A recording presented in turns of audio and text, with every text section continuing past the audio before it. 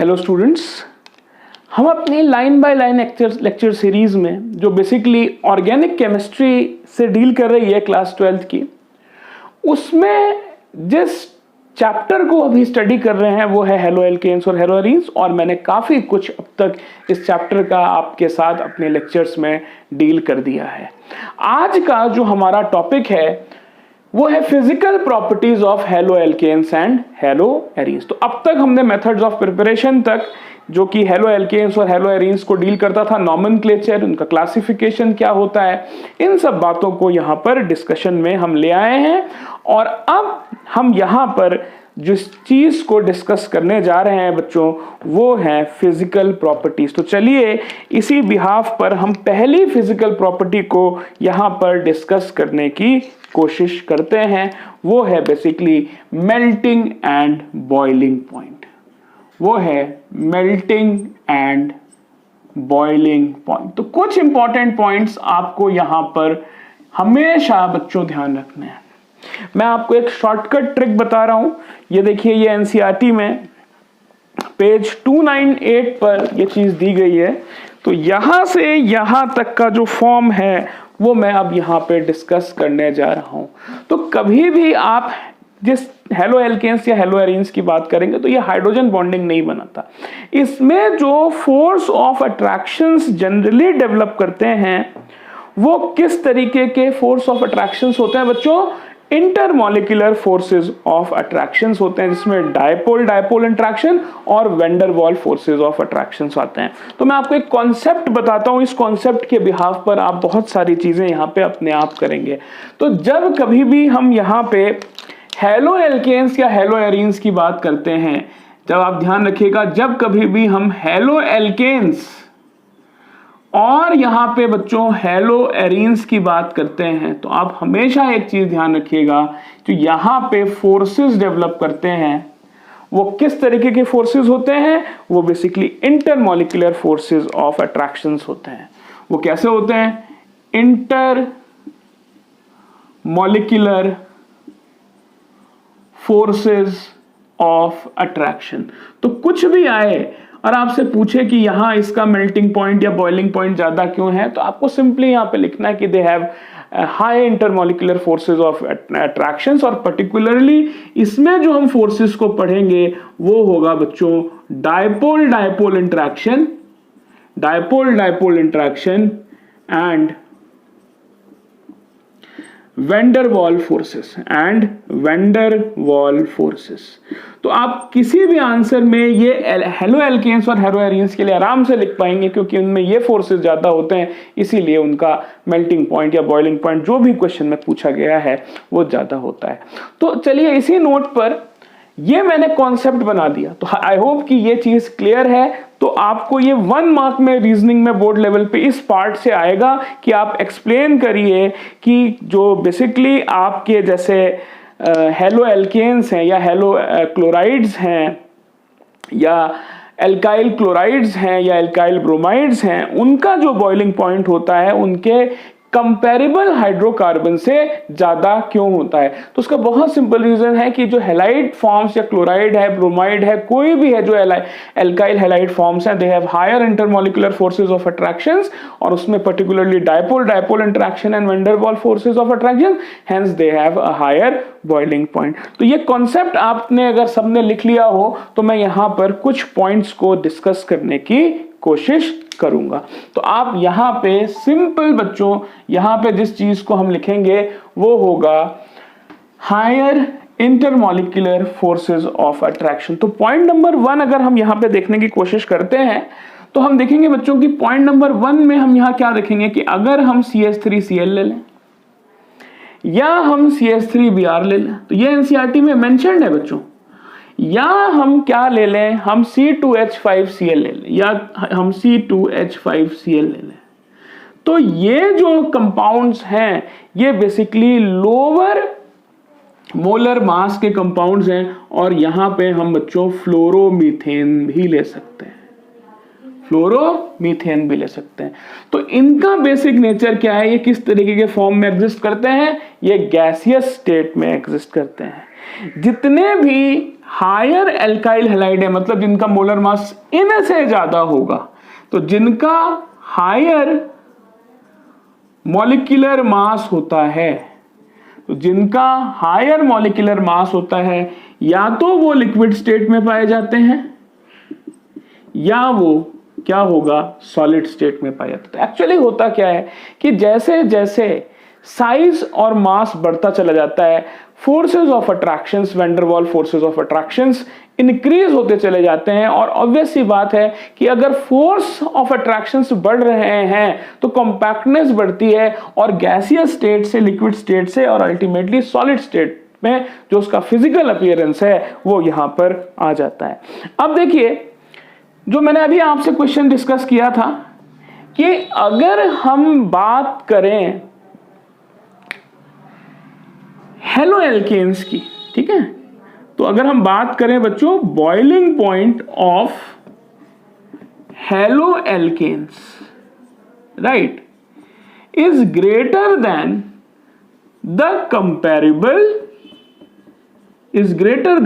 Comparable hydrocarbons. इसका मतलब ये होता है कि लगभग जिन हेलो एल्केन्स की मैं बात करने जा रहा हूं, उनका जो मोलर मास है वो उसके करस्पॉन्डिंग जो हाइड्रोकार्बन है या जो एल्केन है उसके आसपास होता है।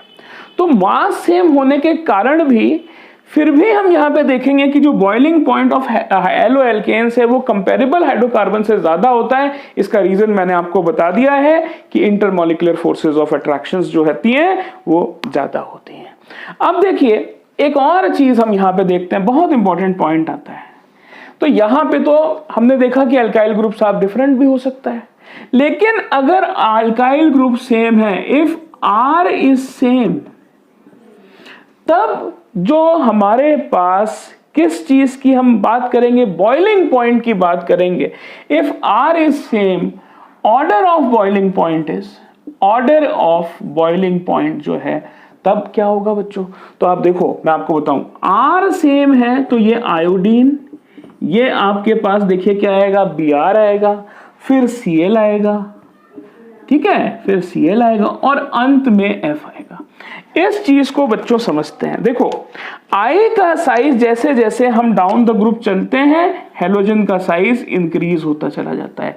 तो सबसे बड़ा साइज और सबसे ज्यादा मास इस केस में किसका है, I का है। और मैंने आपको बताया कि जैसे जैसे साइज और मास इंक्रीज होता चला जाएगा, वैंडरवाल फोर्सेस ऑफ अट्रैक्शंस भी बढ़ते चले जाते हैं। तो इस केस का रीजन क्या है बच्चों, कि यहां पे साइज भी इंक्रीज हो रहा है और यहां पे बेसिकली मास भी इंक्रीज हो रहा है, और इसीलिए जो यहां पे वैंडरवाल फोर्स ऑफ अट्रैक्शंस हैं वो भी क्या हो जाएंगे, इंक्रीज हो जाएगा, जिस कारण से जो बॉइलिंग पॉइंट है वो इंक्रीज हो जाएगा। तो यहां पे साइज बढ़ा, मास बढ़ा, जिस कारण से वैंडरवाल फोर्सेस ऑफ अट्रैक्शंस बढ़े, और वैंडरवाल फोर्सेस ऑफ अट्रैक्शंस के बढ़ने के कारण से यहां पे देखिए हमें बॉइलिंग पॉइंट में भी इंक्रीज होता हुआ नजर आएगा। अब यहां तक तो बात हमने कर ली, और ये एक एक चीज बच्चों जो मेल्टिंग एंड बॉइलिंग पॉइंट वाला पैराग्राफ एनसीईआरटी में गिवन है उसमें ये चीजें मेंशन्ड हैं। अब हम यहां पर इस चीज की बात करेंगे कि जब हेलो एल्केनिक सिस्टम में ब्रांचिंग इंक्रीज होती है तो क्या होता है। ब्रांचिंग का रिलेशन कहीं ना कहीं बच्चों सरफेस एरिया से होता है। तो जैसे जैसे ब्रांचिंग इंक्रीज होती चली जाती है, आप ध्यान रखिएगा कि जो बॉइलिंग पॉइंट है वो कम होता चला जाएगा। तो देखिए, जितने भी फॉर्म्स में मैं बात करूंगा यहां पे, अगर मैं यहां पे बात करना चाहता हूं आइसोमेरिक, मैं यहां पे बात करना चाहता हूं किस चीज की, आइसोमेरिक हेलो एल्केन्स, ठीक है, मैं यहां पे बात करना चाहता हूं आइसोमेरिक हेलो एल्केन्स की। तो देखिए, आइसोमेरिक का फॉर्म मतलब क्या होता है कि जिसका मॉलिक्यूलर फॉर्मूला सेम हो लेकिन स्ट्रक्चर जो है डिफरेंट हो जाए। तो इसको आइसोमेरिज्म की प्रॉपर्टी में शो करते हैं, स्ट्रक्चरल आइसोमेरिज्म का पार्ट आएगा और हम इस चीज को यहां समझने की कोशिश करते हैं। देखिए एक कंपाउंड मैंने यहां पे लिया है CH3 CH2 CH2 और एक और CH2 लगा के Br, राइट, और एक मैं यहां पर दे रहा हूं CH3 CH2 CH CH3 और ये हमने देखिए बच्चों यहां पे Br ले लिया।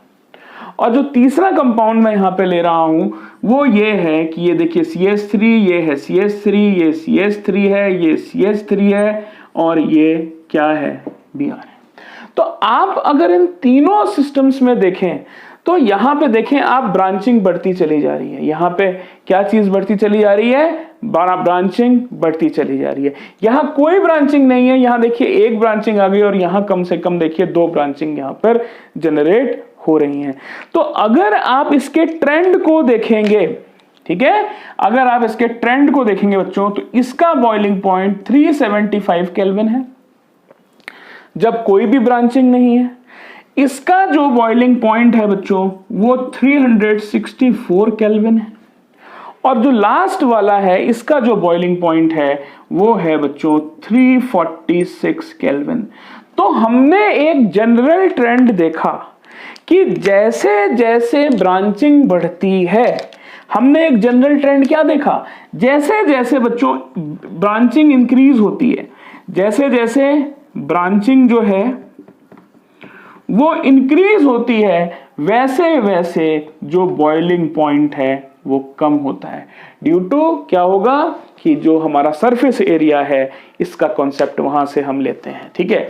तो अब देखिए ये आपको इस बोर्ड में कैसे पूछ सकता है, बोर्ड में कंपाउंड का नेम दे सकता है, आपको IUPAC करके उसका स्ट्रक्चर बनाना होगा, फिर आपको ये कॉन्सेप्ट देखना होगा कि उसमें कितनों में ब्रांचिंग है, तो जिसका ब्रांचिंग सिस्टम सबसे ज्यादा होगा उसका बॉइलिंग पॉइंट कम होगा।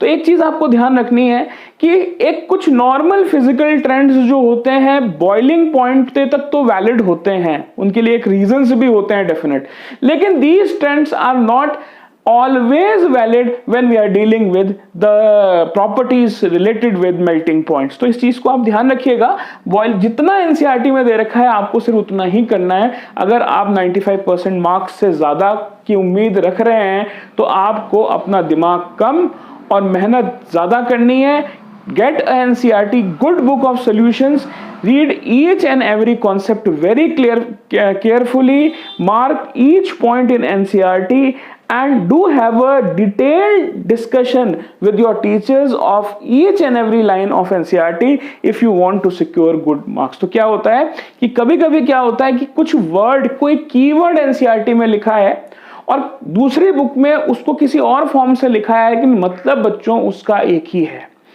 जैसे मैं आपको बात बताऊं कि जब हम ICSE बोर्ड की बात करते हैं तो किसी भी चीज की स्टेबिलिटी को हम बेसिकली किस टर्म में डिफाइन करते हैं, हम उसकी स्टेबिलिटी को डिफाइन करते हैं उसके जिसको कहते हैं हम फोर्सेस के रिस्पेक्ट में। लेकिन जो CBSE का कीवर्ड होता है वो बॉन्ड डिसोसिएशन एनर्जी होता है। तो ये मैंने आपको एक एग्जाम्पल बताया है और इसी तरीके से चीजें चलती हैं। जो NCERT में जिस टॉपिक में जो कीवर्ड लिखा है, जितने क्वेश्चन बन रहे हैं, just get it write down in one of your important notebook and then you proceed for the further topics। तो देखिए अभी हम लोग ने यहां तक इतना डिस्कशन कर लिया कि ब्रांचिंग बढ़ेगी तो क्या चीज इंक्रीज हो जाएगी, बॉइलिंग पॉइंट जो है घटेगा बढ़ेगा, जो है बॉइलिंग पॉइंट घटेगा। अब देखिए हम बात करते हैं बच्चों कुछ एराइल हैलाइड्स की। तो एराइल हैलाइड्स की जब यहां पे NCERT में बात करी गई है तो आप देखेंगे उनके बॉइलिंग पॉइंट पे क्या असर रहेगा, ठीक है। तो आप बेसिकली डाई सब्स्टिट्यूशंस की हम बात करते हैं यहाँ पे, तो हम डाई हेलोबेंजीन्स की जब हम बात करेंगे बच्चों, ठीक है, जब हम बात करेंगे यहाँ पे डाई हेलो बेंजीन की, ठीक है, तो हम बात करेंगे डाई हेलो बेंजीन की। तो जब हम डाई हेलो बेंजीन की बात करेंगे तो चलो यहां पे देखते हैं कि डाई हेलो बेंजीन जो है इसका जो क्वेश्चन एनसीईआरटी में गिवन है वो ये है कि para isomers have higher melting point in comparison to ortho and meta isomers. तो यहां पे जो क्वेश्चन गिवन है एनसीईआरटी में वो गिवन है कि जो पैरा आइसोमर्स हैं, para isomers have a higher boiling point, para isomers have a higher melting point in comparison to, ये गिवन है, मैं बॉइलिंग पॉइंट की भी बात कर सकता था लेकिन गिवन बच्चों ये है then ortho and meta forms, then ortho and meta forms. चलिए अब इस चीज को डिस्कस करते हैं, ठीक है। अब देखिए जो पैरा फॉर्म होता है it is much more symmetrical. चलिए देखते हैं कि ये कैसे स्टडी करा जाएगा। कि हम पहले ऑर्थो फॉर्म ले लेते हैं, ठीक है। हम यहाँ पे देखिए ये ऑर्थो फॉर्म ले लेते हैं, ये हमारा ऑर्थो फॉर्म हो गया। ये कोई भी दो ग्रुप हो गए जो 1-2 पोजीशन पर हो गए तो इनको हम ऑर्थो फॉर्म्स कहेंगे। अब अगर हम यहाँ पे बच्चों इस तरीके की बात करें, देखिए ये x और ये x हो गया तो ये मेटाफॉर्म है। 1-3 पोजीशन को देखो, 1-2 पोजीशन जब भी आएगी आप समझ जाइए कि ये जो फॉर्म है इस फॉर्म को हम ऑर्थो फॉर्म के नाम से जानते हैं। 1-3 पोजीशन जब भी आएगी तो ऐसे फॉर्म को हम क्या कहेंगे, ऐसे फॉर्म को हम मेटा फॉर्म कहेंगे। और जब हम यहां पे इस तरीके से बात करेंगे और ये x हो गया और ये x हो गया तो जो 1-4 पोजीशन की हमने बात करी तो इसको हम बच्चों क्या कहेंगे, इसको हम पैरा फॉर्म कहेंगे। और देख सकते हैं आप इसका बहुत सिंपल सा रीजन है, सिमेट्रिकल कहा गया कि जो पैरा फॉर्म है इट इज मोर सिमेट्रिकल, तो this form is more symmetrical, why, right.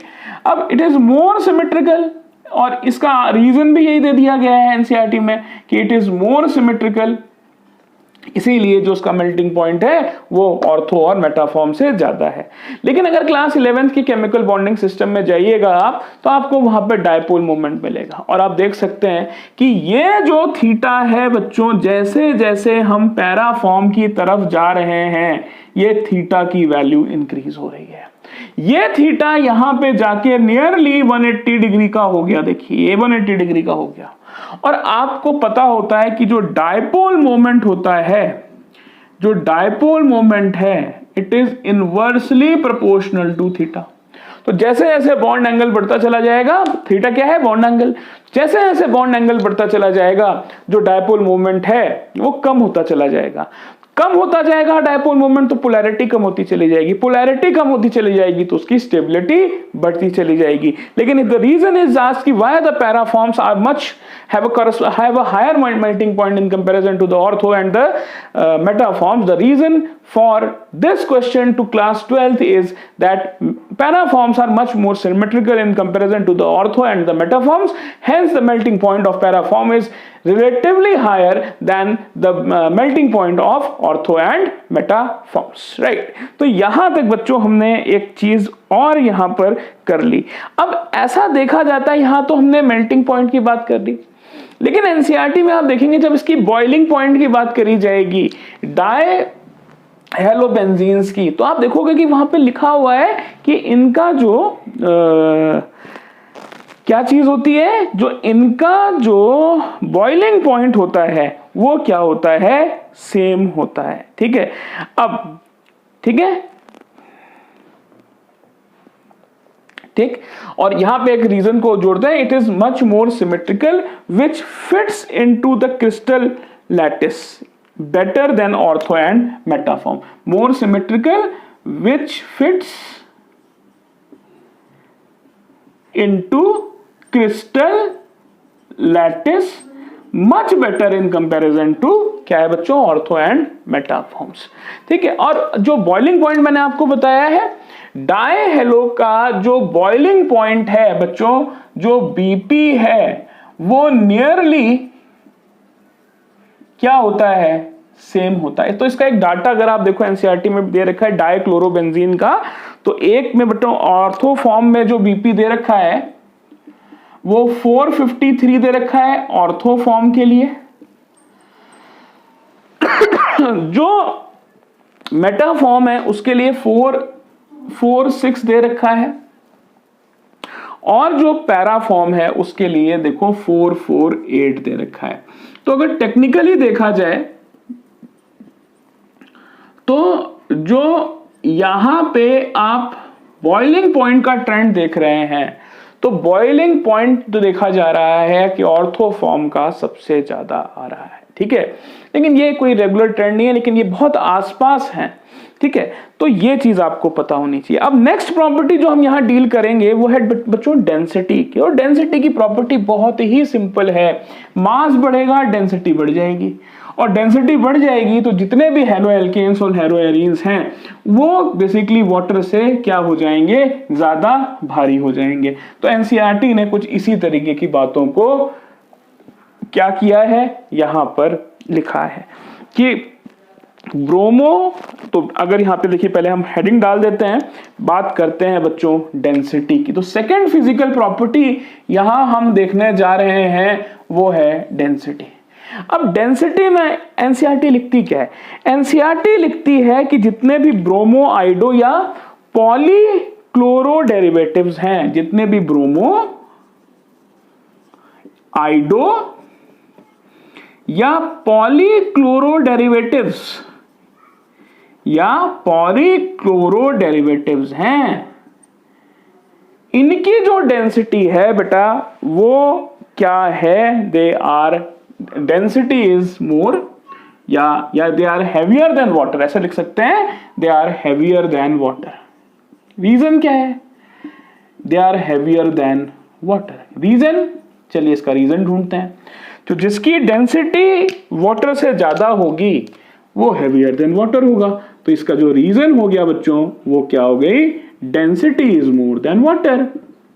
Reason है density is more than water, इसलिए ये क्या है, वाटर से हैवियर है। और अगर वाटर से हैवियर है तो क्या होने वाला है कि ये वाटर में ठीक से क्या नहीं करने वाले, डिसॉल्व नहीं करने वाले, ये उसमें सिंक कर जाएंगे। अब देखिए यहीं से बात जनरेट हो जाएगी सॉल्युबिलिटी की।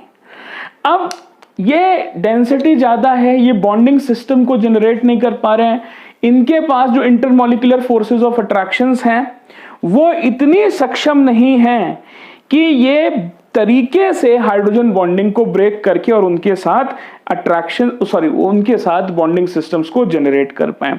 तो एक रीजन यहां पर आएगा, एक क्वेश्चन यहां पर आएगा बच्चों, इसका रीजन आपको समझना पड़ेगा थोड़ा सा।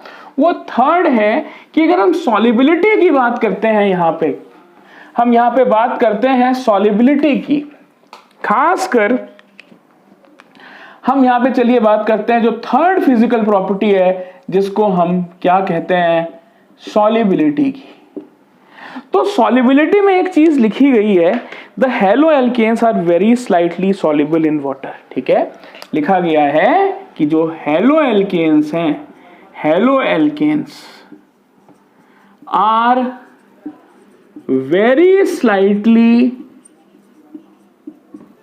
soluble in water, they are very slightly soluble in water। अब ये ऐसा क्यों है, यह आपको समझना पड़ेगा कि ऐसा क्यों है। ठीक है,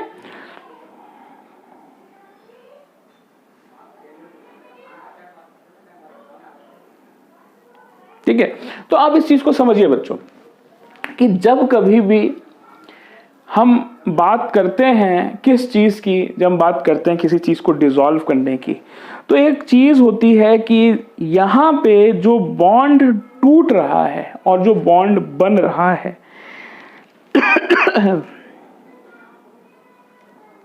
ठीक है, वो कितना स्ट्रांग है इस बीच चीज पर, इस चीज की हम बात करते हैं। तो देखिए एनसीईआरटी कहती है, और एनसीईआरटी कहती है कि the haloalkanes are very slightly soluble in water. आप इस लाइनों को समझिएगा, और ये कहती है in order to dissolve haloalkanes in water, energy is required to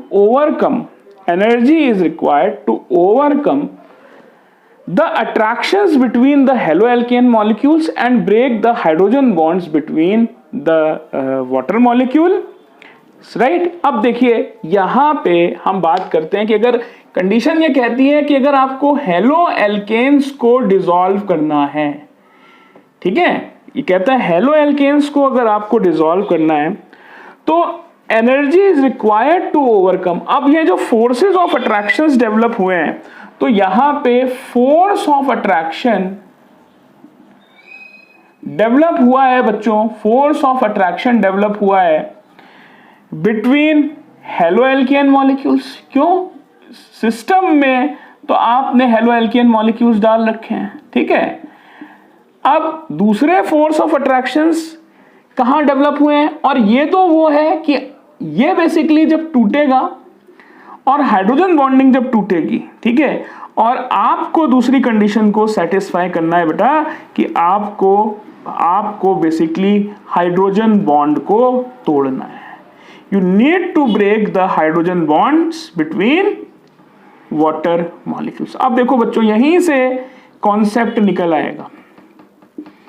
अगर ये सॉल्युबिलिटी का मतलब होता है कि जो force of attractions between halogen molecules develop हुए हैं, ये आपको क्या करने पड़ेंगे? तोड़ने पड़ेंगे। और दूसरी चीज है, जो हाइड्रोजन बॉन्ड डेवलप होता है वाटर मॉलिक्यूल के बीच में, क्यों?